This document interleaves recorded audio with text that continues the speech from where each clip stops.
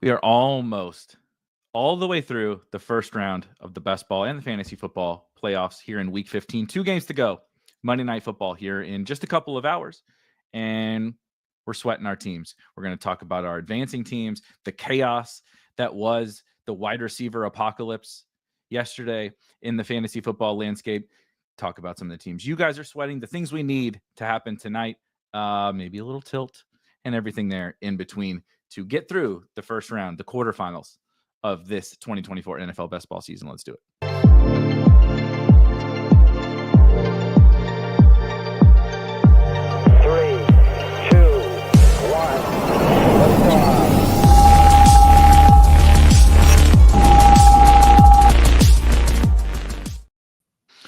All right, Rob, we made it through me having some microphone issues and panicking before we started the show, which is a fitting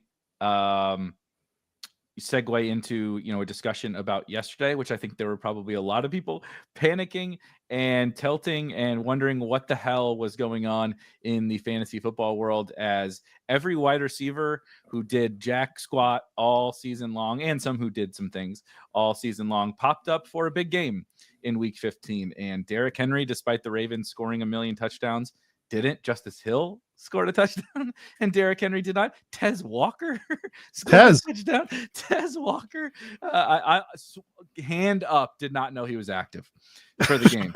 Swear. That's how irrelevant he is, right? If he's on an advancing team, you're just like, whatever, that's a dead spot. And then a guy catches a touchdown with a number in the 80s. And I was like, okay. I'm like, it's not Zay. It's not Bateman. I'm like, not Aguilar.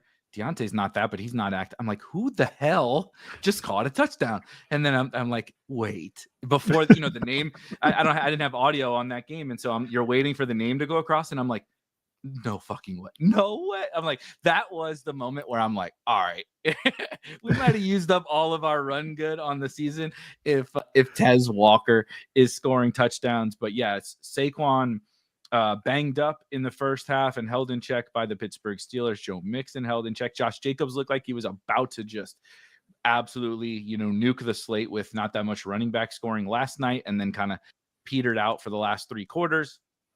Not that much really running back scoring overall. Tyjae Spears pops up for a 2-touchdown game. The elite quarterbacks, particularly Josh Allen and Lamar Jackson, kind of separating from the pack, and then there was Jared Goff, right? So you kind of needed some of the, maybe Aaron Rodgers, I guess I should mention in that mix, but then the wide receiver position. Even if you're like a wide receiver, bro, this wasn't necessarily your week because a bunch of wide receivers just went crazy. So you needed multiple. This is a very rare week, I think, where you need multiple like big time wide receivers. And so we'll get into all that and tilt our teams and look at some fun teams and talk about what we need tonight. But my God, what a wide receiver week. It was a hell of a week. And the one thing I forgot to mention last week before we got into week 15 is I think week 15 is the most emotionally tough week. Unless you're actually like sweating first place in a tournament during week 17. Week 15 as a whole is really tough, man. It's really, really tough. Like I woke up today looking at my teams like in some of the bigger tournaments, and I'm advancing at the moment 2 out of 25 in the big tournament over on Underdog, and that's actually good. Like that's actually fine, right? Mm-hmm. But it doesn't feel fine. You just look at it and you're like slightly above expectation. And you're just like, damn, man, like, because especially the way the day started, there were gold tickets all around in that 1 p.m. slate. So you start seeing the drop. And this is why Rich Rebar is probably the smartest man on the planet, right? He doesn't have to tilt it. People think a lot of serial killers are smart, if we're being honest. Ted Bundy, people thought Ted Bundy was really smart. That's true. That is very true. we can do a whole Ted Bundy episode if everyone wants. I've seen every documentary. I've read way too much. He's fascinating, but I mean, if there was a Ted Bundy of fantasy football, I don't mean Rich is a serial killer, but that's serial killer level shit to not check your teams. Yesterday, I thought I was gonna have a panic attack like 4 different times, and Rich is just sitting there like, what does he do? I'm like, I would like to be a fly on the wall while I'm like pacing around trying to get another BBM team through. He's just like having fun. Like I just don't. That doesn't compute. Yeah. So it's a hell of a day. 2 Monday night games makes it fun. We're looking for Bijan explosion over on this side of things. We're trying to get a Dalmatian team through, and I need Bijan to put up 23 or 24 points in order to do Okay. that. So that is my biggest sweat of the night. I mean, if there's a good person to sweat tonight, I think that's the one. If I had a guy and I needed to chase somebody down, Bijan Robinson would be the guy I would like to have. I am, of course, not sweating Bijan Robinson. Naturally, Tyler Algier is my highest owned player on all these teams, but he's mostly irrelevant. I mean, like he could like help technically, right, get into the end zone, but he's not going to score 25 or something. So he's mostly irrelevant. What I need is this is so fitting, dude. This is like you speak of week 15 being the most emotionally taxing. Is like I should think about the fact of this emotional moment, in the next 4 hours of my life or whatever, next summer when I invest in another shitty quarterback, and Sam Darnold to Justin Jefferson is really what I'm rooting for tonight. It's one of those funny ones I was mentioning in the Discord, which of course, if you're not in the Spike Week Discord, there's a link in the description.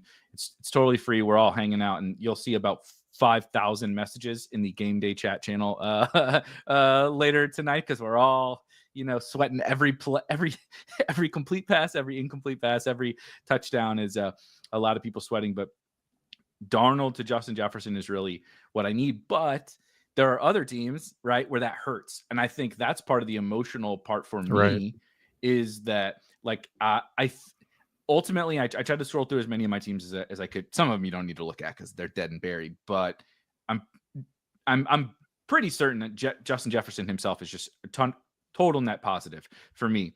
But I have a really, really good team in the DraftKings 555. I'll either get 1, 2, or 3 teams. I advance 5, and I'll either get 1, 2, or I should get 1, 2, or 3 teams. But the one that I'm kind of counting as a very, very heavy favorite, technically, if Sam Darnold goes nuclear, and I believe London, if those two have huge games, if JJ isn't playing defense for me and putting up 20 something as a part of that Darnold explosion, which that's kind of why I'm feeling okay about it. Is like Mhm. Darnold's going to drop 35 or 40.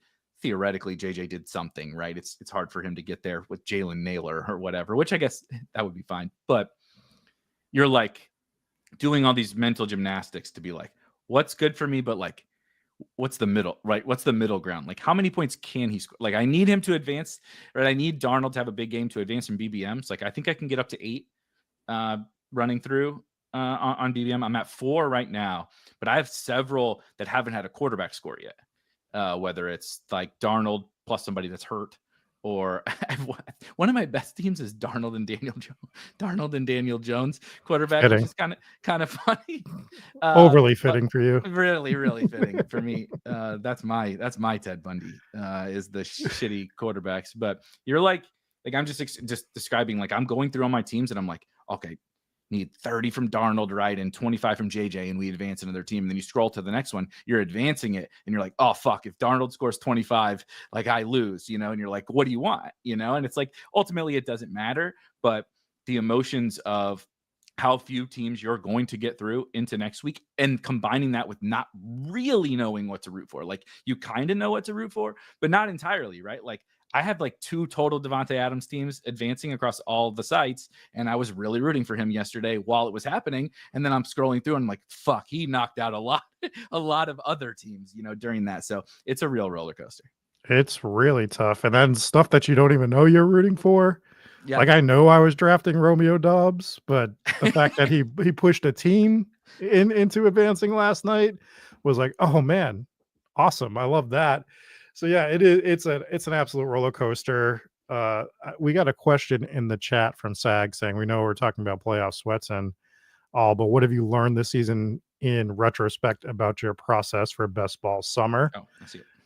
And I have one that really hurt me yesterday, more than anything, and it's something you were preaching pretty much all off season. It's like, paying the tax on certain things. And I'm always going to remain a player with certain stands, and I think it helped me out tremendously overall this year to be smart about my stands. There was one that I didn't feel like it was smart, and I continued to do it all off season. And that was when we were drafting that, pocket of the zero RB that we all loved.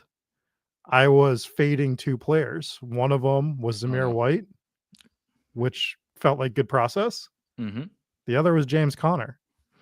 And that felt, and I knew it was bad process at the time, and I still continued to do it. And he rubbed my face in it yesterday pretty harshly.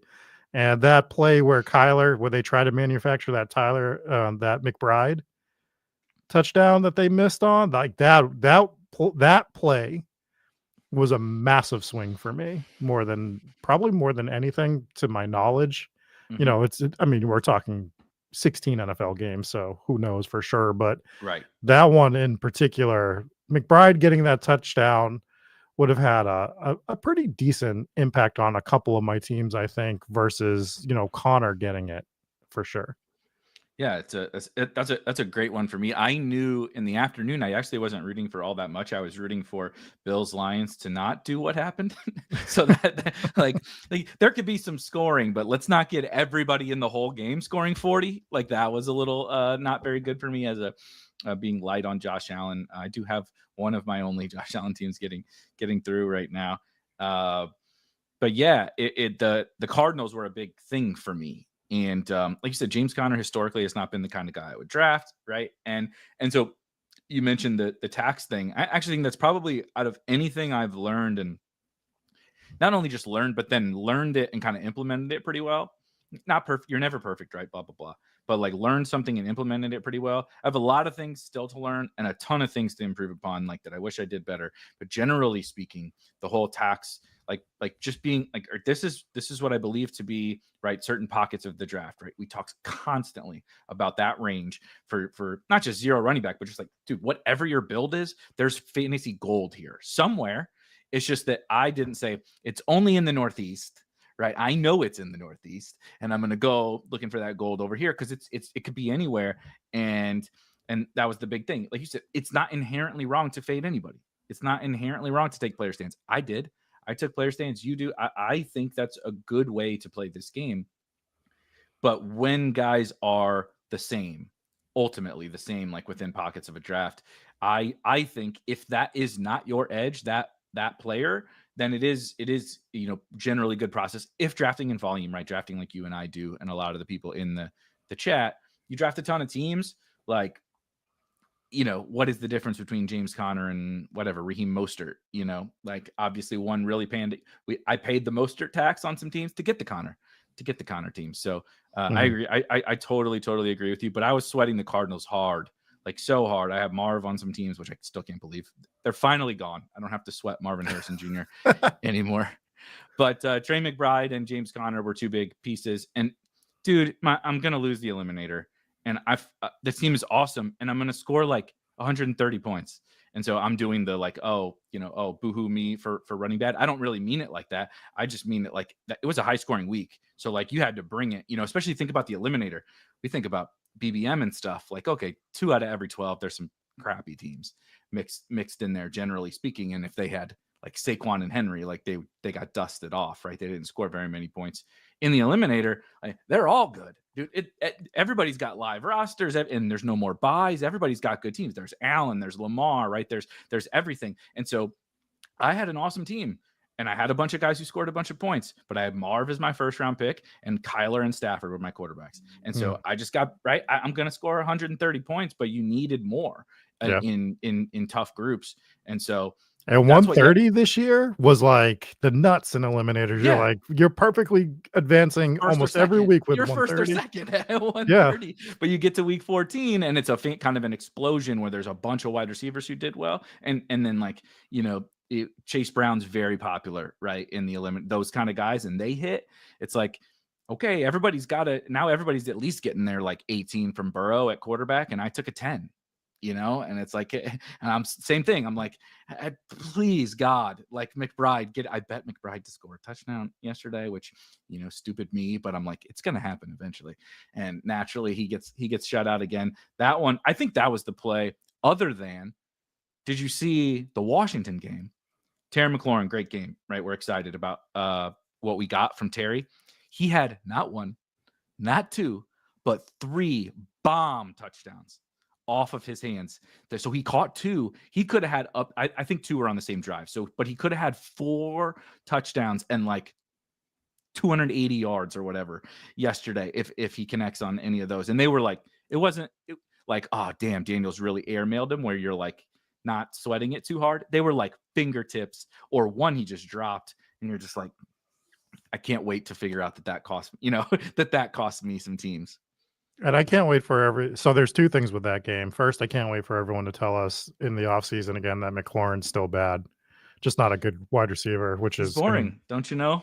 He's boring. Because he's cooking every defender every week. Just cooking every single week. He's gonna get his ADP. He's gonna get suppressed next year, and he's gonna be one of the best buys. He'll probably move up to the 3rd or 4th round. Well, they'll bring somebody in, I imagine, right? Because he only got so expensive because there was no target competition. Right. And like if they draft, a wide receiver or something, people will be like, well, we still can't. He's just Terry, and he is kind of old and stuff. Yeah. So we still might get a discount on him. That's true. And the other thing, that game in particular, not to get too sidetracked, but I had a 5-team parlay yesterday, and the only leg that I missed was Washington not covering. And whatever happened in that last 9 seconds, I would like for the NFL to send me money, please, because what is that? What was that? That was insanity. Mm-hmm. That game was crazy. I still can't believe if you watched the game and like just so happened to not see the scoreboard, you would think Washington won by 30. Right. And they were a fingertip away from losing on the last play of the game when New Orleans went for 2. Just quickly, Alvin Kamara, also didn't mention earlier, got banged up in that game. Technically, he was ruled day today, but Kendra Full took over that backfield after. I'm not sure Jamal Williams played a snap after Alvin Kamara went down. So that's another thing I'm looking at the teams like, can I somehow get a Kendra, team? That's the like trickle down effect to some of the stuff. Is obviously he wasn't impactful yesterday, not that we expected him to be, but you're looking ahead to like. So I was mentioning the one team in the 5-5-5 that's really, really good that I'm sweating out tonight is like I have Jerome Ford. It's the only Jerome Ford team I have on any like whatever 100 advanced teams. The only one is this Jerome Ford in the 5-5-5, and he's been the worst pick of all time. Like you talk about paying the tax in the 0 running back range. Like I took Jerome Ford over Chase Brown on that. Like it. I was just paying the tax. Like I have 0 Ford. Let's take him once.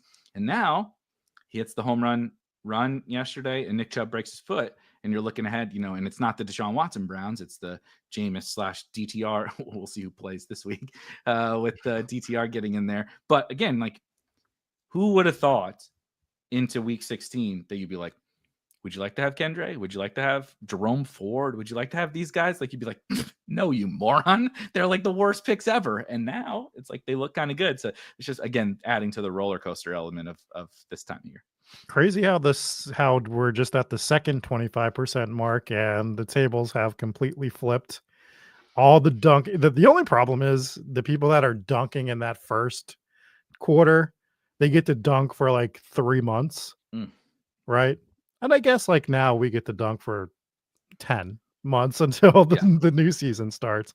But everything that we were looking at to happen technically happens, right? And it just happens all in week 15 instead of throughout the season. So we sort of get what we want. And as you can see, 0 RB or hero RB with some of the younger backs is sort of the way that you would want to be moving through these playoffs. You got Gibbs hero man, now. Ooh, buddy. I took a nap and woke up to that notification. I was just like, what? That is I actually feel really bad for David Montgomery because me too. Because I feel like he deserves one, He's been through the rough years in Chicago and some of the not so fun years in Detroit. I'm sure they were having fun, but they've been building up to this, and he's a big part of it. And to go down, I know we're not talking playoff best ball. I know We're talking tonight's games and the rest of the way and all that. But it's a tough scene for the Lions for playoff best ball. They went from like Lions in every draft, right? The like let's just load up because I don't want to bet on the rest of the NFC against them, to their entire defense is hurt. Like almost all of their starting defense is hurt. Yep. I'm not saying that's the only reason why Josh Allen cooked them yesterday. Great game plan. Allen was awesome. The Bills were awesome yesterday. He was going to score points regardless. But dude, Carlton Davis broke his jaw. I don't even know how that happens for a corner. Their best defensive tackle blew out his knee. Obviously, Aiden Hutchinson is still out. Alex Anzalone is still out. There's a long list, man. So now you add DeMont to that list, and like Gibbs is awesome. Looking forward to the next 2 weeks for the regular season best ball playoffs. Like, yeah, if I could get it, I don't have any Gibbs teams getting through, but if I did, I'd be like, oh my God, like this might be the break that you need. But for the actual playoffs, the cracks are really starting to form in the Lions, and the NFC is pretty tough. We know the Eagles are good. The Vikings are good. The Packers showed again last night that they're good. And if the Rams can sneak in, you don't want no part of the Rams. Like, it's getting sketchy for the Lions.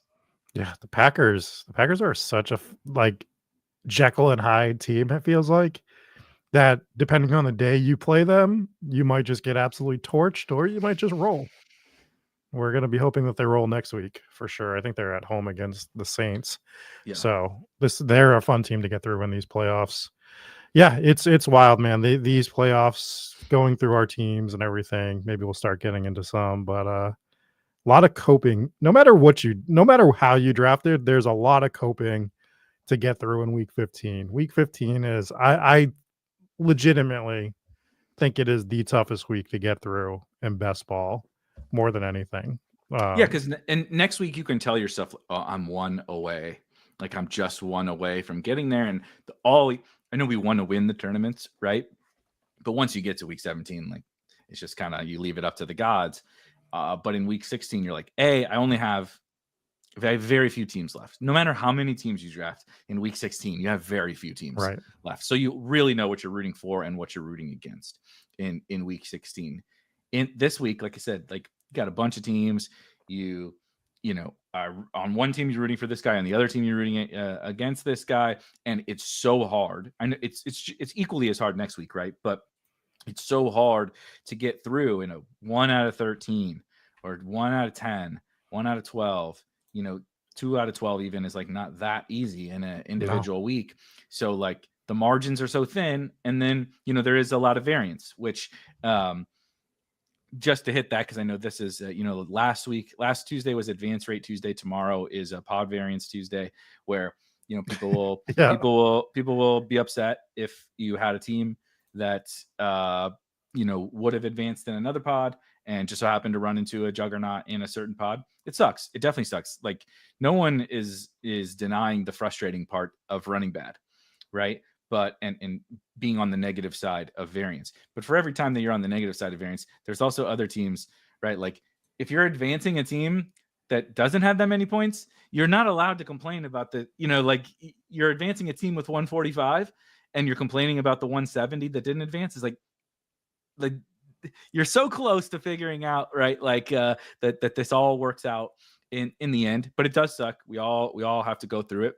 It's just part of the game, right? We forget about the variance that happens over the course of summer. Shout out Alex Berg in the Discord, had an awesome, like perfectly summed up message that was just like, what about the variance that led to, like, if you had a really good advance rate, it wasn't all you being smart. It was definitely some, right? It's a skill game. It's some of you being smart, but like, oh, you faded Rushy Rice. Was that a skill? Right? Or like I drafted a ton of Rushy Rice. Do I get to claim bad variance, right? Because Patrick Mahomes blew out his knee. Like we should just remember the game that we're playing. At every step of the way, there's a ton of variance. And when it doesn't hit your way, it really, really sucks. And we've all been through it. Let it out, man. There's nothing wrong with tilting. There's nothing wrong with being frustrated. It's natural. But let's not like take it the next step and be like, we got to change, right? We've done this. Underdog changed the game format because people were frustrated with how it was and ruined Best Ball Mania because of it. As you see, they changed it back now to the original format. It's great. this is what makes it fun. It's gonna work out in the end, right? The variance works out for all of us, over our lifetime or whatever. We're gonna have times where we got really lucky and times where we got really unlucky. I've been lamenting for months, really, but weeks, about not having David Montgomery as the huge mistake that I made as the way that I draft. And now, even though I don't have much Jahmyr Gibbs, I do have some Lion stacks getting through. I'm like, good, avoided that one. Got really lucky that I made a mistake, but I got really lucky. It all kind of works out in the end. So even if this isn't your year, Rob and I both had times where it wasn't our year, and we've had times where it was, and that's just how it goes. But we're about to the fun part. So hopefully everybody kind of listening and stuff even just you get that one team through to week 16, man, the sweat is so much fun. And I think one more thing that we learned yesterday, or that a lot of people might have learned, this isn't me victory lapping because I didn't have enough Josh Allen, but when elite quarterback hits, it hits hard, and it will make or break your advancement rate. Like, if I didn't have so much Lamar Jackson yesterday, just to be able to keep up with Josh Allen, right? It's tough to get through if you don't have those guys or Baker for the most part. It's going to be tough to advance other teams because you are getting 15 to 20 point edge at that position versus all the other positions right now. Even tight end, nobody really popped at tight end. So even, I don't know who was the highest scoring tight end yesterday. Jonnu Smith, maybe. Probably Jonnu. So even his Laporta. 15. Yeah, maybe Laporta. One of those two. But elite quarterback's not a bad strategy. I'm not saying you have to do it every year, every draft, but I definitely think it should be in the portfolio, as well as, the punt tight end. If anything, the mid-range quarterbacks are sort of the harder spot, I would say, more than anything to draft, because they're not quite capable usually of putting up 40, with the exception of a Jaden Daniels, who if he really, really went off. But they also are, they're just there. They're just CJ Stroud. They can have the Darnold floor, yeah, but they don't have the Josh Allen ceiling. And you paid a 8-round premium, 6 round premium, and so you gave up James Conner. Yep. To get you gave up Chase Brown to get what, right? The amount of times I gave up Chase Brown to get Trevor Lawrence or whatever, and I couldn't. Not that he got hurt also, so we don't know. Mac Jones had a big game yesterday, so see, I ran bad on my Trevor Lawrence teams. But because that's how it works, right? The transitive property. If Mac Jones did it, I should just put the Trevor Lawrence points onto my teams. But right, you could just, even if Darnold scores 18 tonight, I'm just making up a number. That's what Joe Burrow scored. Jaden Daniels had 23. If you get close enough to that from these later round guys, right? Drake May did that, right? I think, what did Drake May get to 18? I think a rushing touchdown. Dude, this dude is he's better than this in real life, but this dude is the new fantasy Blake Bortles. He doesn't do shit for 3 quarters and then sucks out a passing touchdown in garbage time, and then he runs one in on the final drive. Just a total. And I had a team, it's gonna die. It needs absolutely nuclear Brock Bowers tonight, but had a team where I had Stroud, May, and I used Stroud score because he got that rushing touchdown. But again, to your point, I'm chasing Josh Allen, I'm chasing Lamar Jackson, I'm chasing these elite scores that you just can't recreate. So there's nothing wrong with late or even mid quarterbacks. It's just when the nuclear guys go nuclear, you can't catch them. So you kind of got to hope for, you hope for the weeks where this week Aaron Rodgers was the QB1. If Allen and Lamar didn't, I forgot about Rodgers. Yeah, Rodgers goes for 30, right? Which is great. If you have Rodgers, you're doing laps, right? Or smoking a doobie or whatever it is Rodgers fans do. You're excited. Yeah, sorry. Whatever it is that Rodgers fans do, you are ecstatic, but you didn't lose because you had Jaden Daniels and he had Aaron Rodgers, but you lose when Josh Allen goes for 50. That's really hard to make up. Yeah. So, I mean, I just think that it should be it's something we should talk about more in the off season for sure. Like, because I think it's sort of reared its head a little bit this weekend where guys had to hit their absolute ceilings to even, you know, still be behind 10 points or, 15 points in order to keep track of Lamar and Josh Allen. I'm terrified of the Allen teams for sure. Moving forward, I'm terrified of Lamar too, but Josh Allen's on one right now, dude. And the Bills are cooking. It's not just, Josh is playing phenomenal, but the Bills are, man, just scoring a million points. Like, I know the Lions defense is in trouble and hurting, and the Rams defense isn't very good from last week either, but they're just cooking, dude. Like every play, it just looked like if they didn't gain like at least like 6 yards on a play and every pass wasn't like 18 yards, you were shocked. Like you were genuinely shocked. And like at the end, when Detroit is trying the onside kick starting with like 12 minutes left was not something I thought I would see in an NFL game, but shouts to Dan Campbell. People are like, why are they going for an onside kick? I'm like, have you watched the deep? Like Dan Campbell's just like, I know Allen's going to score a touchdown. So what the fuck else am I going to do? Like, but that's how good they are right now is the Bills are really, really peaking at the right time. So Allen is scary. For sure, if you don't have him. That being said, I believe they get the Patriots this week, so he's definitely going to put up a big number, but like he's not going to, this isn't going to be 44-42 or whatever. Like we might have the foot off the gas at least a little bit earlier, hopefully. They have a pretty easy schedule coming up as well. Jets 17? Is that? Yeah, so it's Patriots, Jets, Patriots. Who just got cooked by Mac Jones. Yeah. The Jets. They might not play week 18 doesn't matter anyways, but week 17 is it's Patriots, Jets. I only know week 18 as well because I'm doing Survivor things. Yep. So I still have the Bills available. So that is but double picks, bro. The next 3 weeks are double pick weeks. So we are, and it's getting tough. It's getting really, really tough. You do have more teams eliminated. Although somebody in the chat said this, I didn't see this at the end of, you mentioned the Washington and the Saints game that, or no, it was at the end of Sunday Night Football last night that they showed the playoff picture and they included the Saints as in the hunt. Yeah. I saw that. Like, come on, bro. What are they hunting? Hamsters? Because they are not hunting for a playoff spot. Do you call going out and picking berries like hunting? Right, they're the gatherers. They're not the hunters. Okay, like we accidentally put the wrong heading on the for the Saints. It doesn't make any sense. They should have broke down their scenario because it must be like they're biggest. 1%. We have them at 1%. It's like they have to win out, and everybody else has to lose every single game. Matt Damon couldn't even solve this equation on how they actually can get in. Type of deal, but we're still gonna throw them on the board for some reason.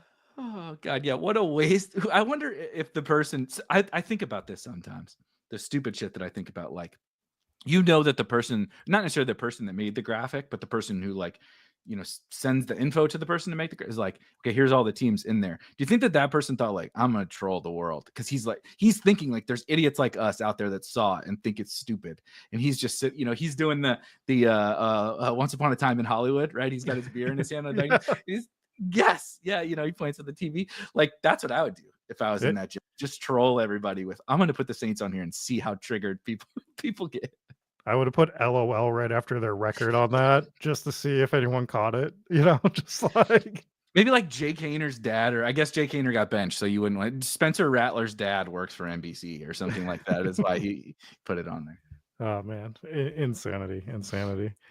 Anything else from yesterday that I guess I will note? We've joked about the wide receiver stuff, but I will just say like all the dunking and stuff is so stupid. Like we pick one, like you said, 25% of the season, everybody wanted to talk shit about whether they drafted Saquon and Henry or not, which is so stupid.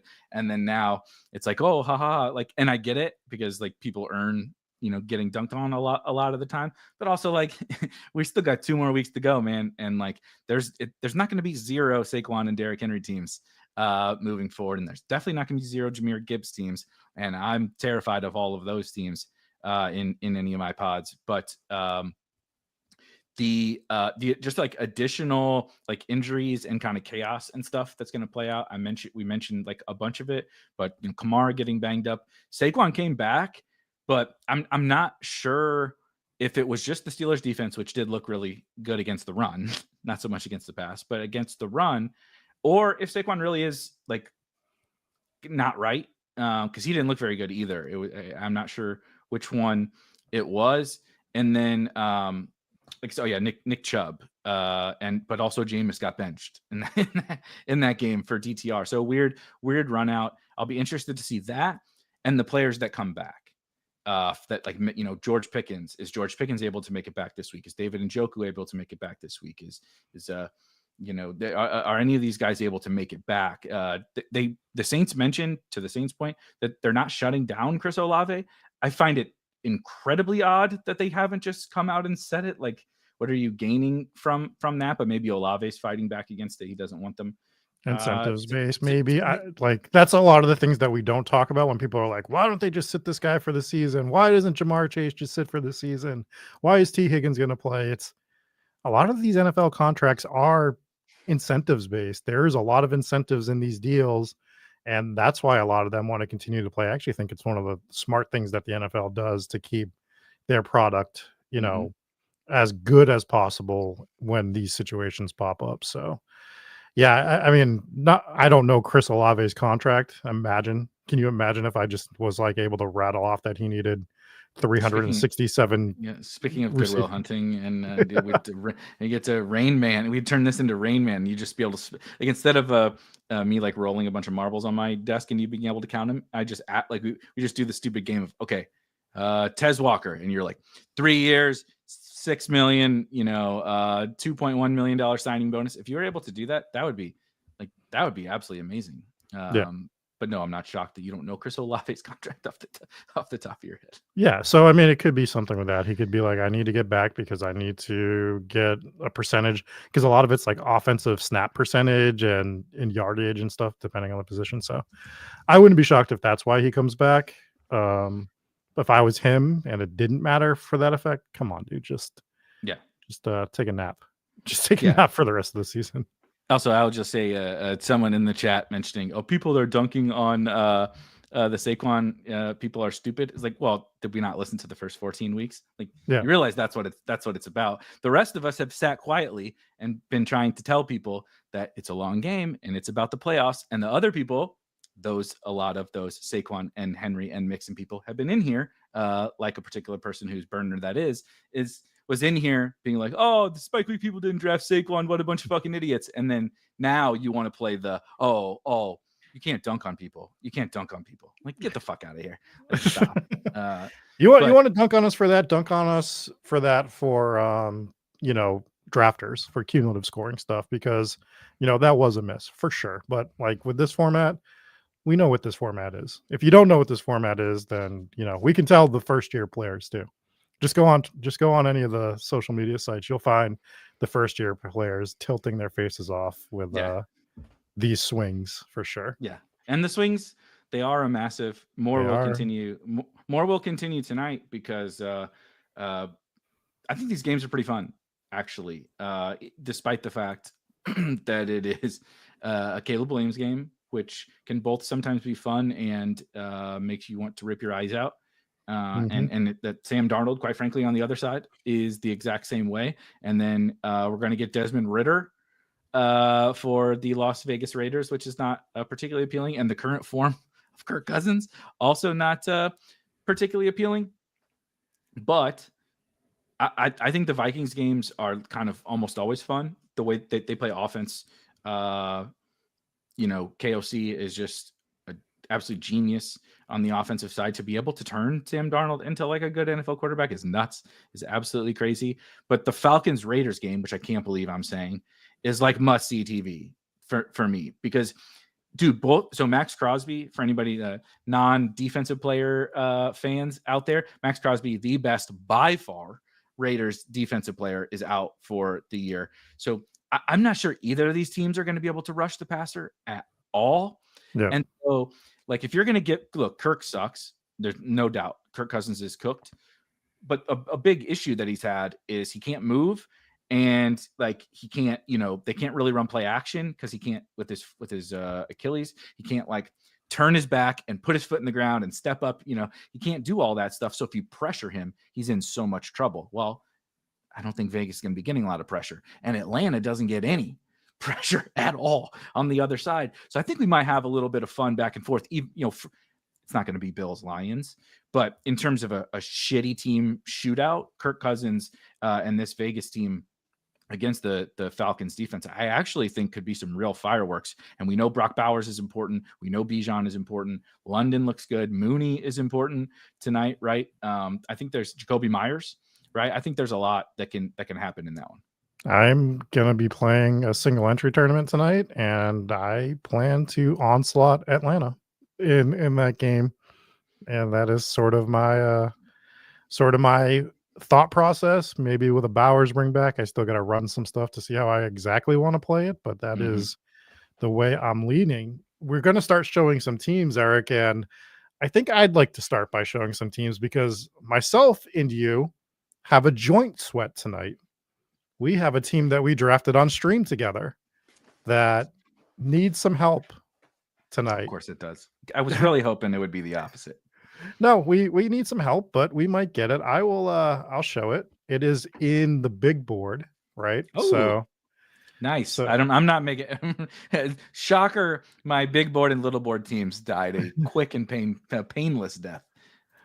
Yeah. So let's go ahead and show it. So this is the one that we drafted at some point during the big board season. We are about 7 points behind right now. Okay. We got 2 people in front of us, and we'll double check their thing to see if they have people that can score. We got a couple guys right behind us as well. So what we need, though, we had a Lamar Gino team. So great start. Our first running back drafted, Tyjae Spears. Amazing. So that shows you how long ago this was. DeAndre Swift is one of the pieces that we definitely need tonight, which I kind of like tonight, to be honest with you. Gonna have to catch some passes, but for sure. Nobody else. They don't have any more running backs. The rest of our running backs, not great. Javonte Williams, Jonathan Brooks, Braylon Allen, Ray Davis, Cody Schrader, Izzy. So that's where our headspace was. That's so funny. Our wide receivers are Jamar Chase. We have DJ Moore, so that's the other way we can get through. Malik Neighbors. We had JSN, Khalil Shakur. We had Ladd. We had Malik Washington, and we had Yoshi. And tight ends were Mark Andrews and Michael Myers. We had the wrong Las Vegas tight end. So what we need is DJ Moore is going to be hard to hit the lineup because we need to get past JSN's 13.3. Is he the flex? Who's the flex? JSN's the flex with 13.3. Okay. So for DJ Moore to start accumulating, he needs to get over 13. Okay. DeAndre Swift can start accumulating at about 10 points. So a 17-point game out of him helps us out. We can check 15 and 15 or whatever, right? Gets you into the lead, give or take. Something like that. So we're Bears fans. We're Bears fans. We're Bears fans. Yes, that seems about fitting. Just looking through the team in front of us, they have Roshan, who is already ruled out. They have Drake London, so they could add points with London. It looks like they need to get over 9 for him to start mattering on his lineup. So a little bit of a sweat there. The other guy in front of us, I think he is done. So Ty Chandler, Chandler might come in and do some stuff. He shows up quite frequently on my advancing teams too. And when you go to DraftKings, you can see how much PMR you have. There's like nothing worse than going in and be like, okay, I know we're down, but we got 300 PMR, and you go in and it's like, Michael Mayer and Ty Chandler and like the best guys like Algier. And I'm like, fuck. Okay, done. Next move. Let's find the next team because let's keep looking for some PMR here. And it's a lot of Ty Chandler and a lot of Tyler Algier for me. So not a lot of good ones. Yeah. So and I just looked at the 2 teams behind us. They can't catch us. So on this pod, we're just kind of fading. On this pod, we're just fading Drake London, and we're looking for Swift and maybe some DJ Moore as well. How many are in the my big board? And like I said, my big board, little board teams are so bad. I just quickly glanced, and is it 10 team? Okay, 10 teams. Yeah, 10 teams. One advances.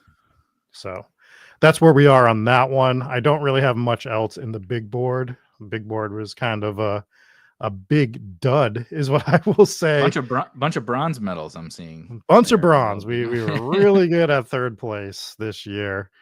There is a team I do want to show that I found yesterday that I think is kind of fun, and that's the Pitbull, which was a $20 entry over on Underdog, which is pretty fun.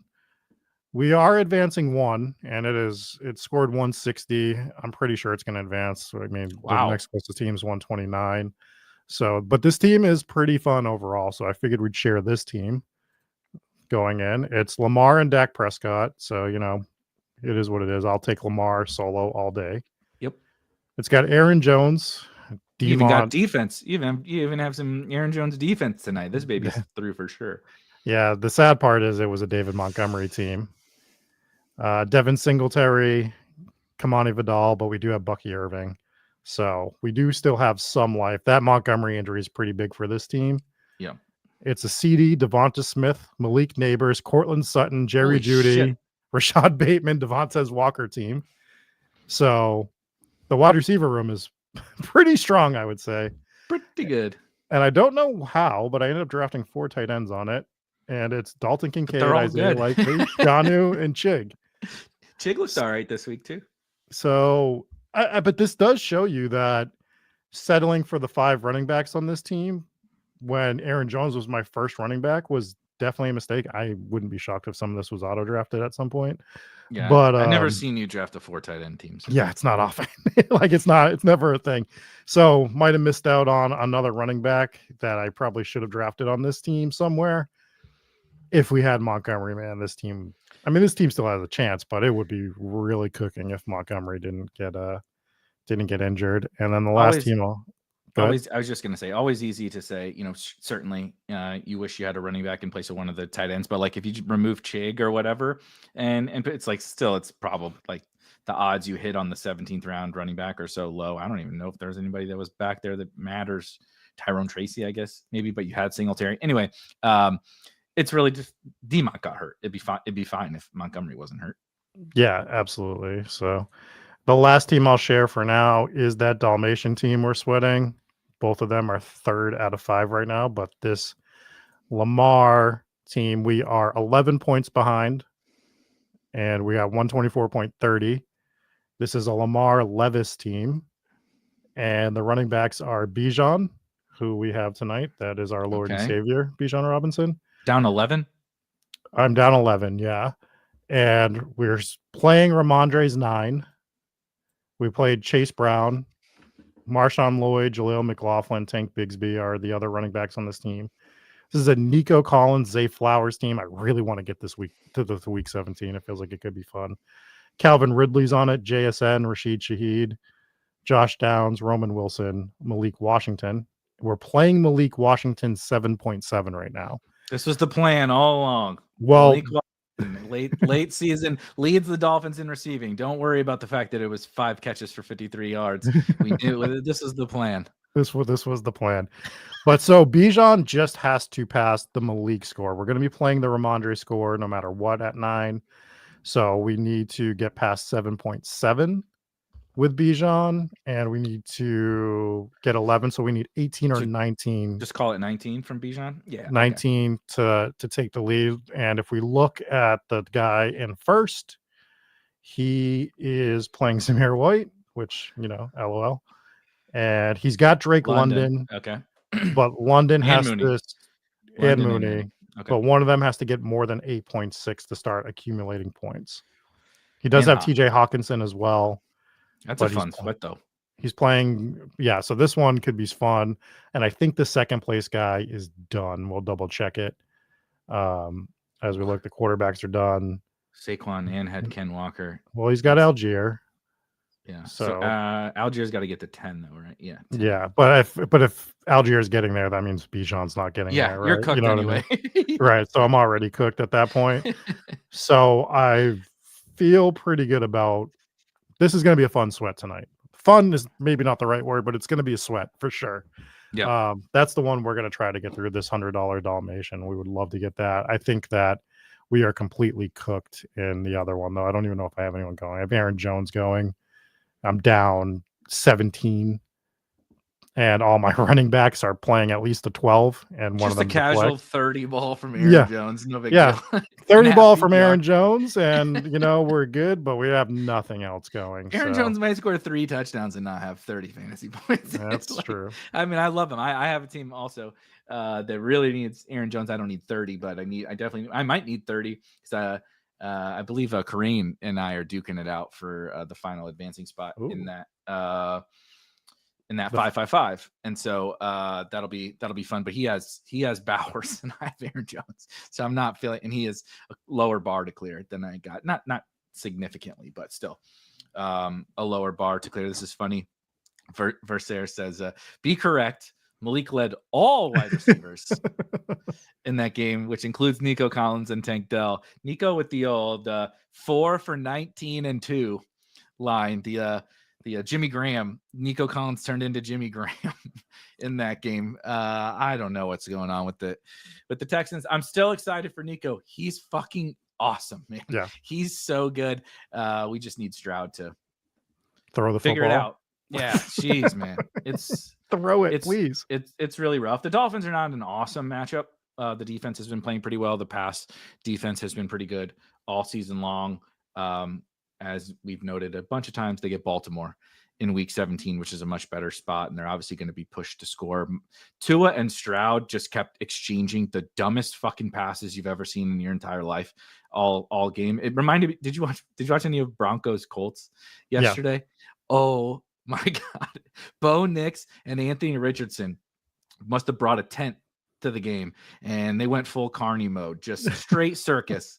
Like they took admission to the circus. It was interception after interception after terrible throw, fumble. Like it was bad. That game was bad, but that's what CJ Stroud has been doing. I'll just share a couple quick ones. I won't hold everybody too long. Got some dinner and such, I'm sure, to get to. I was just going to share it. I'm actually kind of excited about this Chow Chow team, which I didn't even remember what the Chow Chow was, but I believe that's the $50 or $100 or whatever. Yeah, $50. $50, nice. So $50K to first, and it's one of my rare Goff Amon-Ra teams. But Joe Mixon, another Texan, does have James Conner, Aaron Jones, Brian Robinson, Devin Singletary, and of course Jordan Mason. But still, I'll take 4.5 good running backs on a team at this time of year, especially my teams. If I got 4.5 good running backs, buddy, like we are ecstatic. Most of them have 1.5. So I'll take 4.5. Like I said, Amon-Ra, Malik Neighbors, DJ Moore, Diggs, unfortunate, but Tolbert, Rashad Bateman, De'Ami Brown, and Malik Washington. So, need a lot from those top 3 guys, but at least have like the, Bateman can do what he just did, and Tolbert caught a touchdown. So it's like, if I need double-digit points, I at least have some options for that. And then Kincaid and Jonnu, which I feel this team is awesome. Yeah, this team is pretty fun. So I'm excited about this one. Shout out to Updog, who's in the Discord. Last year's second place winner, multi-time second place winner on Drafters in the Drafters Best Ball Championship last year. But he made a good point with Demont out. Now it's kind of funny because the Lions were like not an awesome like pass game stack to have this year. And he's like, but Demont's like kind of the hammer, right? Like the physical runner. Gibbs is awesome, and Gibbs is a stone cold smash right now. I'm not trying to take away from Gibbs. I really wish I had him on some teams, but like theoretically with their defense getting worse and with their kind of like power back out, I could see them taking to the air a little bit more to where the Amon-Ra's and the Laportas and the Jamos have a little bit more floor and probably a little bit more ceiling too. You're not going to get what happened this week where they give up 50 or whatever to the Bills, but I think you could get a little more juice out of the Lions guys. And then can you go back to that? Because I'm curious what the guy in second has. Is he able to chase you down? He's real close. I don't believe so. If I don't, so 2 advance. That's what it was. 2 advance on this one. Okay. Two advance, and then I believe I checked this one. And then you're good. Like he has Caleb, but he already used the golf score, right? Like, and so Caleb's not getting 70. He's okay. So we just need 50 from Caleb and 40 from Darnell Mooney in half PPR, and this guy will get me. Yeah. Okay. So So 2 yeah, advanced. All right. So that feels good for user yeah, because that's his name, by the way. Not yes. making it up. Because that Uh, is one of those situations where you put up 170 and you don't advance. That would hurt. For sure. I wanted to pull up. So I am, like I said, I am getting 4 BBMs through. I have it. I know it by how many points it scored on mobile. You can obviously see how many points it is. I think it might be this one actually. This team, yeah. So here's an example of the kinds of teams I actually like. I'm really excited to sweat this week. So first place is 152, and I believe is done. If I'm remembering correctly. No, so has Addison. But so he can score a little bit. Addison needs to clear 13, 12. Addison needs to clear 12.2, and he starts scoring. But I have Darnold. So that's you have kind of no correlated to QB points. no QB points. Oh, So so I'm down 30, and everything that Darnold does counts immediately. you're down And then 30? down 30. You're down 8. 150, no, Oh, 152 you're to 122. 122. I Yeah, was looking at the 122. third place number for some Yeah, reason. I fucking wish. Yeah. I wouldn't have even pulled this up because I would be like, okay, this one should Yeah. get through.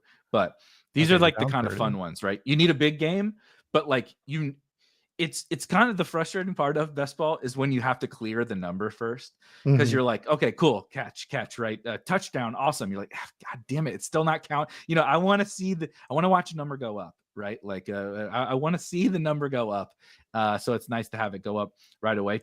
So technically it has Algier, but like this is a team that would be really fun. Marshawn Lloyd is useless, of course, but again, Connor, B-Rob, Algier, Chuba, Bucky, Tank Bigsby Yeah. at running back is pretty killer. Trey McBride and Bach Bowers at tight end. The wide receivers are okay, but not bad for a Chris Godwin team.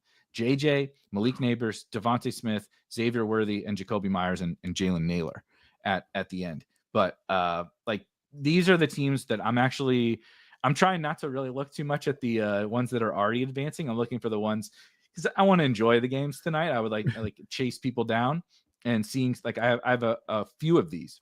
What Like does Darnold's points count right away. I have a few of those. yeah, what does Jefferson need to bypass to start scoring? Is it a running back score that's in your flex? 12, 10. 10. Oh. So So you need Darnold immediately, and so I'm down 30. He does have Addison, right? But I'm down 30. So some 20 and combination 20? 20 and 20 gets me home basically. Hell's yeah. 25, That's going to be a fun like spot. Darnold gets 25, right? Every time Darnold scores over that, it's fewer for JJ Jefferson. to get. Yeah. And wow.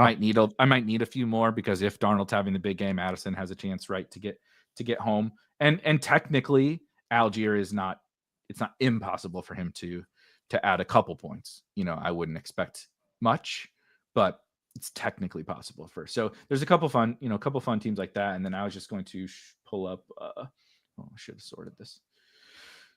The team I'm mostly that's NBA. The team I'm these mostly games can be so while you're pulling it up. These games tonight, 2 games can be really impactful to these advancing situations. You could like I think I'm somewhere between for like BBM for example. I think when I looked quickly and I didn't do all the math and write it all down, but I'm going to advance somewhere between I'm advancing 2 right now, but it's probably going to be somewhere between 1 and 5 is the way it's going to swing with these games tonight. So, I mean, my expectation is 2, like to keep with 2, but it could swing either way for sure. That's what I went down. Like I said, I'm advancing 4 right now. I'm pretty positive 2 are locked in. The other 2 could lose.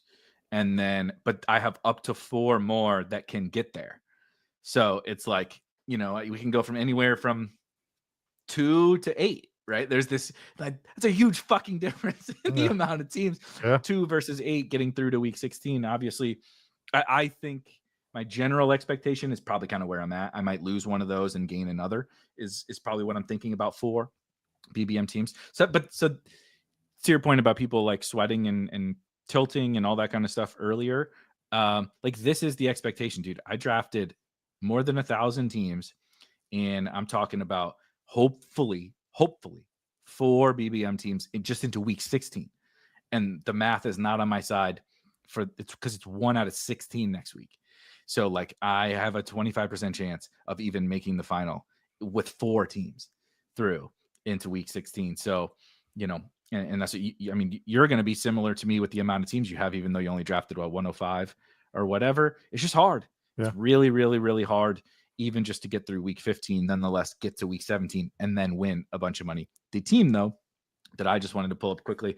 So I like to be an open book, right? So whether I'm right, wrong, whether you want to come in and tell me how stupid I was for fading Saquon, go for it. This is the team I'm like sweating the hardest. So for the audio listeners, for anybody that wants me to run it down without just looking at the screen, I'm in. So this is in the DraftKings 555. I called it the Vasa Invitational. I'm kind of a fan of using that name for a little code for the Discord, but 2 out of 10 advance. I have 5 teams. Like I said, I can get to 3. I think my expectation is probably 1. 1.5. The over under is 1.5 for my teams. But I'm advancing this team, and theoretically, I'm really, really strong.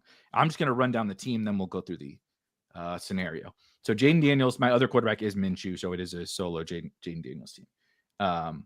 James Conner and Kyron were my 2 best running backs. Kyron's here in the flex, but that's because I picked up Jerome Ford this week. Right.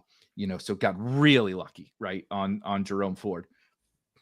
You see Devontae Adams, Brian Thomas, and Terry McLaurin are my starting wide receivers. That's because Justin Jefferson's score still has not come in. So we got JJ and those 3 teams. I'm using Colby Parkinson's score. This is the only reason I could ever possibly lose is because it's Njoku. Oh my God. I had Njoku, but look, we're being glass half full here, Rob. If Njoku comes back next week, because he was hopeful to play this week and they held him out, right? If Njoku comes back next week, I was the only guy with him in this pod. I'm definitely going to be the only Njoku guy next week in the next pod. I'm still hopeful that he comes back next week. We'll see. I may be counting on Colby Parkinson, but if Njoku comes back, then we look at the bench, right? We of course we have my guy Malik Washington, who's like not awesome, but dude, Jalen Waddle got hurt. They let go Odell Beckham. He's gonna play like their 5th wide receiver. Did you see that hit for the Grant Dubose for the Dolphins? Scary stuff. Yeah, he did. Like they did say he's moving his extremities. Mm-hmm. Yeah. I shouldn't say okay. He's able to move his extremities. Right. Doesn't mean he's okay, but scary stuff. Yeah. So anyway, Malik, Jalen Tolbert, George Pickens, who again, like fingers crossed. Basically, if these guys come back next week, Eckler's gone and Minshew's gone, so no big deal. But also Trey Tucker, I think, who was it? Johnny or somebody else mentioned in the chat. Yeah.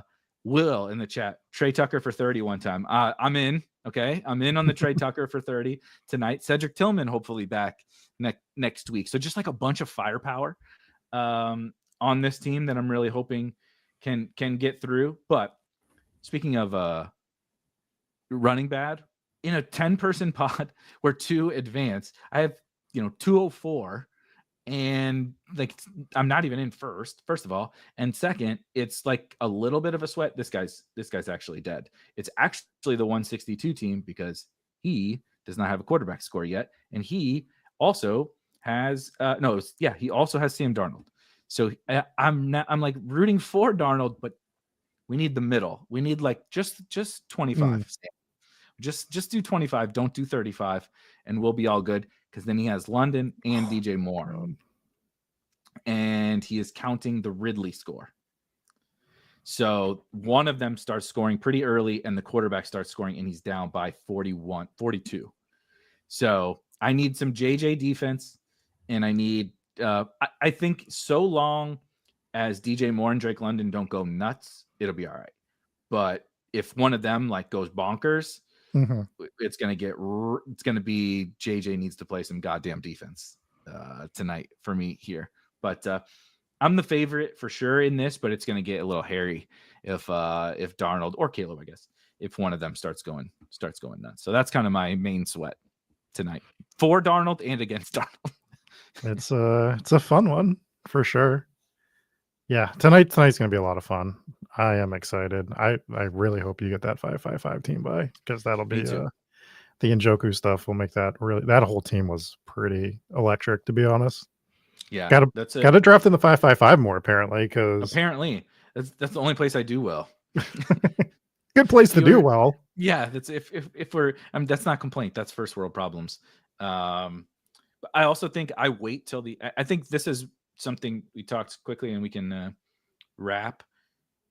I do think my overall strategy is generally fine, but my skill. We talk about this on the lab pretty frequently.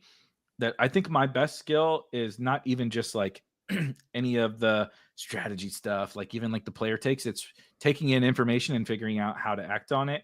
And when I wait in like the higher stakes stuff to draft until the end of the summer, right? Like I'm not out there in May drafting the 5-5-5s. I'm drafting them in late August, early September. And we get the Jordan Mason news, right? So like we get Jordan Mason, we get whoever, pick a late round guy that we start to learn about. That's when I'm drafting these teams. So I feel like I'm a little bit more locked in terms of like I'm willing to. I know Mason is useless now, but like I'm willing to pay the Mason premium to get the confirmation on like exactly who I should be taking. And I just so happen to have it when I start drafting these teams. And I think it's one of my better skills. So the May stuff, comes and goes, but I think that the late season stuff is really kind of a part where we excel. So it just so happens to coincide there. I don't think it really has anything to do with the tournament. But before we go, who right now, gut call, you're heading into week 16 on one of your teams, does not have to be on one of your teams. Number one, Bullock asked this, so we'll do it. One quarterback, one running back, one wide receiver, one tight end. If you had to pick one of each of the positions and you said, I have to have these guys on a team heading into week 16, who is it? One of each position. Well, we'll be really boring at quarterback, and we will just say Lamar. Ooh, okay. I know Josh Allen's. Go back. Are you going to say Josh Allen or Lamar? I'll take the other one. I'm going to take Lamar. I think I'll take Allen. I think I want Lamar. Oh, was it Dial? Was it you? I apologize. It was somebody. My apologies, Dial. Running back, I'm going to stick to my season-long guns and say it's Bijan. Okay. That's who I want for the rest of the playoffs. I said Chase Brown. Yeah, that's a good one. I mean, cost, obviously when you factor in, he projects as a top 5 running back in fantasy right now, and he was a 9th or 10th round pick. Yeah, and I like Bijan because I think he is going to end up being leverage with the way that a lot of these first round wide receivers are going to advance. So that's why I like him, and it's also, digging my heels in a little bit. But he's been awesome. He's also been awesome. Yeah. So he is. He's the best. We talked about this, but last week he's the best. I think he's the best running back to have. And look, I didn't expect it to play out this way. I didn't expect both Derrick Henry and Saquon to fail and Mixon to fail, and no running backs really do anything. But my take was that Bijan's the best running back to have. All else equal, the best running back, like in terms of raw points, to have for the whole course of the best ball playoffs. Yeah, I mean Gibbs makes a compelling argument now, though. Might have a new competitor for that championship, but I think Bijan still holds it. Yeah, I'm gonna just play the hits at wide receiver for myself. I predicted in the offseason that this wide receiver would have one absolute explosion game in the playoff weeks, and I think it's coming in week 16. He's playing at home against the Saints, I believe, and I think we're getting the big Jaden Reed game in week 16. You are playing the hits. Playing the hits there. So that's, I mean, do you want me to say Nico every week? Because Nico is my real answer. That's what I thought you were going to say, which would also have been playing the hits. Yeah, but let's say Jaden Reed for all the, I mean, McLaurin, we missed saying McLaurin last week, which hurt, but yeah, we'll go Jaden Reed for funsies. Playing that Saints defense that McLaurin just made look like a bunch of middle school kids. I mean, like I said, he could have had 50. Yeah. Terry McLaurin could have had 50. I mean, we're complaining about 26 DraftKings points, but he could have had 50 yesterday. I'll toss in. I am also playing the hits here, not the summer hits, but the I've been answering with this guy for a while. Mike Evans, just a man on a mission. Speaking of cooking secondaries, what he and Baker, frankly, did to the Chargers yesterday was, I didn't think the Chargers were that bad. I know they've given up a few good games, but I think Evans is just a monster. And without Godwin, it's so much flowing through him. I understand people are doing the narrative thing. I don't really think it has anything to do with the narrative. I think it has to do with the fact that they're trying to make the playoffs, and Mike Evans is their best player. So I love Mike Evans. I just want to toss, this is definitely recency bias, but if you just watch this kid play, Brian Thomas Jr. at his price, with nobody else to throw the ball to, like, he's right there. He's right there at near the top of this list. Where does he go next year? Second round. He's got to go second, right? Like you can't let him fall any further. He's so good. Is he going to be the player that we have to jump into the big board in the first week to get our 4th and 5th round shares of Bryant, or even bump him to the 3rd? I mean, it's going to be all us fighting over him, and we're going to move his ADP quick. But is that the guy that the first 2 days it feels like he might be one of them? I think so. Yeah, because it always lingers a little bit. Basically, Underdog puts out weird, original ADP, but it always holds a little bit to the previous year for, just like you said, just a minute, and then all the sharps, all the sickos start piling in. We're not necessarily sharps. Look at my big board teams; they're fucking terrible. But all this, yeah, exactly. We just pulled up a Cody Schrader. Is he a team? The wide receivers weren't bad, but running backs, maybe I need to draft more early running backs and more of the late wide receivers in the big board, because I am whiffing on the late running backs.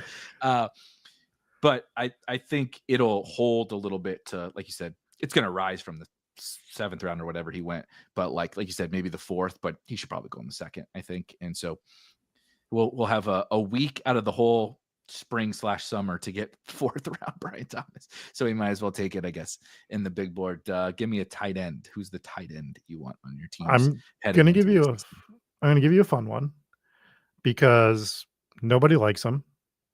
He's never gonna probably live up to expectation, but he was a touchdown away yesterday from being one of the highest scoring tight ends. He should have had the touchdown. It was a sick play, and his advance rate's probably not going to be amazing. Give me Dalton Kincaid in week 16 and a plus. Every matchup with the Bills is already a plus matchup, but they're playing the Patriots. Give me Dalton Kincaid. Josh can name his points next week against New England. Yeah, and you might be getting your Kincaid touch. Like, it's there's guys that are like, obviously McBride's the man, right? Like, I love Trey McBride. Maybe he finally scores a touchdown. God, did they score some weird touchdowns in Arizona? They had another fumble recovery in the end zone. George fumbled at the one, and the offensive tackle recovered it. Don't mind me. Just needing Kyler to score a touchdown, or God forbid Trey McBride or Marvin Harrison scores a touchdown, and another fucking fumble where somebody recovers it, and it wasn't Trey McBride this time. Jonah fucking Williams scored one of the 3 touchdowns for the team. James Conner had the other 2. Yeah. So I'll go Kincaid. Yeah, that's it. I like that one as a kind of a leveragey piece. I'm gonna give, this is not the lazy answer, like maybe I gave with Mike Evans or Chase Brown, but I'm gonna say Jonnu, because Jonnu is, again, like, price sensitive. Johnny's saying, did anybody say Trey Tucker? Jonnu at his cost, it's kind of like the Chase Brown thing. It's like, I would rather have Bijan straight up than Chase Brown. I would rather have Trey McBride straight up over Jonnu. I think Trey McBride has the highest ceiling. I think Brock Bowers has the second highest ceiling, blah, blah, blah, blah. But Jonnu's a monster, dude. Jonnu is an absolute monster. Jonnu is my tight end 3. With apologies to George Kittle.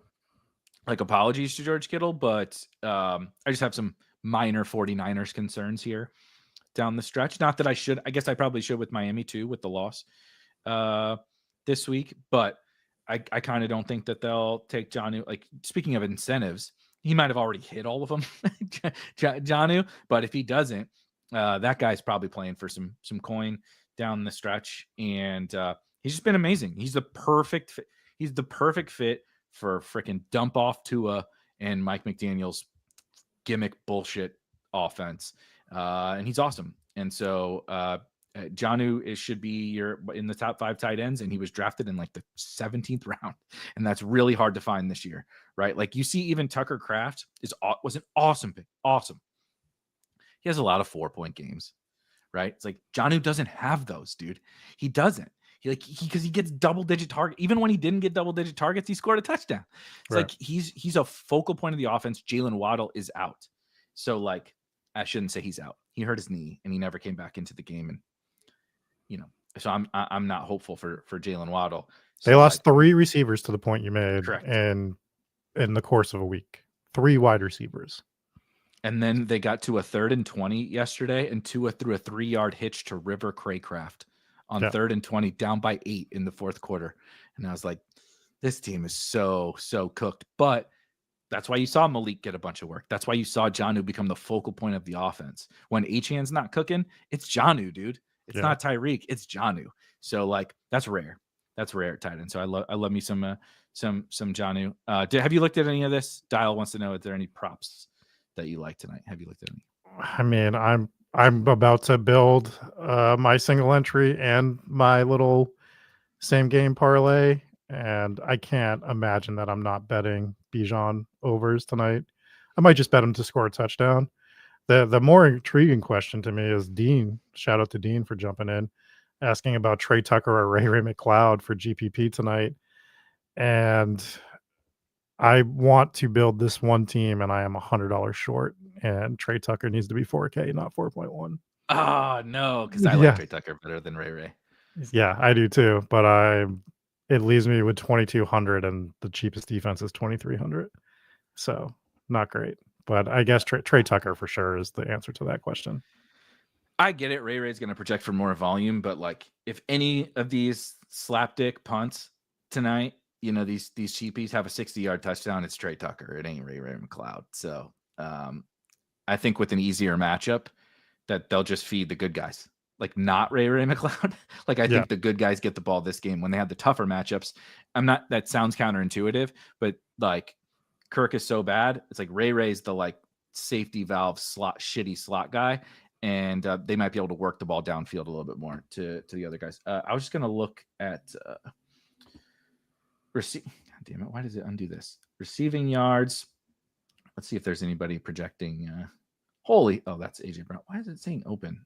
Okay, well, this isn't working. I can do it really quickly because I don't know all the props offhand, but I did want to. All right.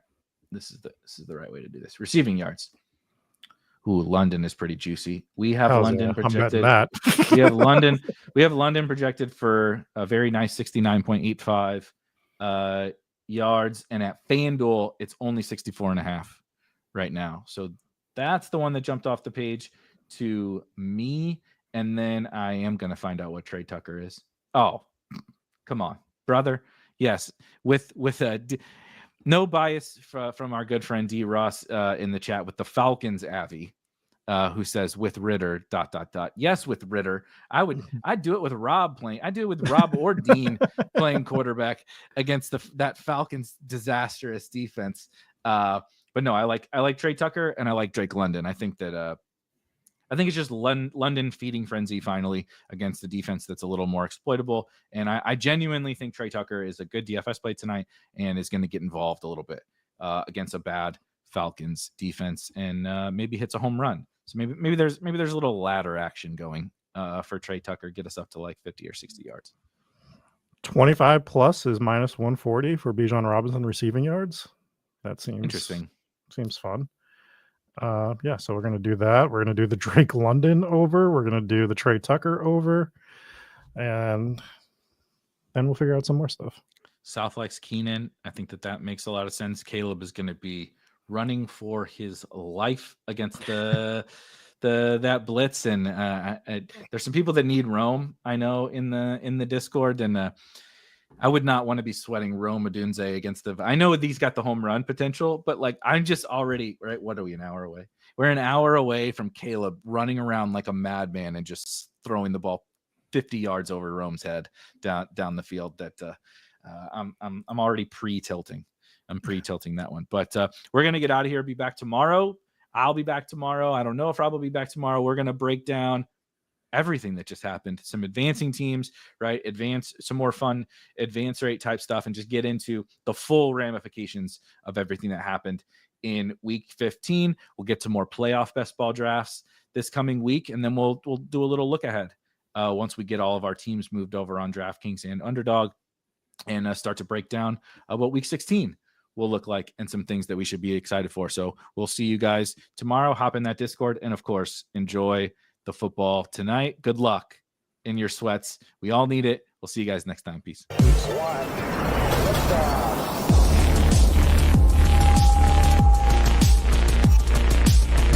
Woo! Those were some spicy takes. Want to stay up to date with all of the other spicy takes we're going to have over here at Spike Week?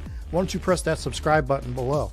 You turn notifications on, we draft a team, boom, you know about it. We have another spicy take, boom, you know about it. You can be there. You can draft with us. You want to stay up to date? That's how you do it. All right, we'll catch you later next time here at Spike Week.